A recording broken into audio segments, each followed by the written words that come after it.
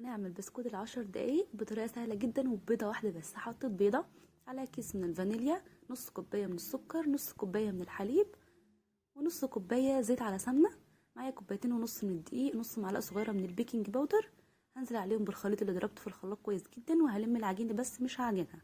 هقولك بقى اكتر طريقه من التشكيل. اول حاجه تشكليها على شكل ورقه شجر بالشكل ده بالسكينه بكل سهوله زي ما انتم شايفين كده.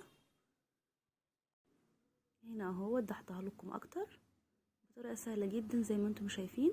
ممكن كمان تعملوها مدوره بالشكل ده، ونفس الكلام برضو بالسكينه تعملي خطوط بالشكل ده بطريقه سهله جدا. ممكن كمان تفرديها، ولو عندك بقى اي قطاعه تقطعيها بالشكل اللي انت حباه بس كده. وهدخلهم الفرن بقى على درجه حراره 170، مشغله من تحت ومن فوق لحد ما تاخد معانا لون جميل بالشكل ده. ممكن كمان تقطعها بالسكينه. تاكليه بقى مع كوبايه شاي بألف هنا. ما تنسيش بقى تحطي لايك وتشتركي في القناه.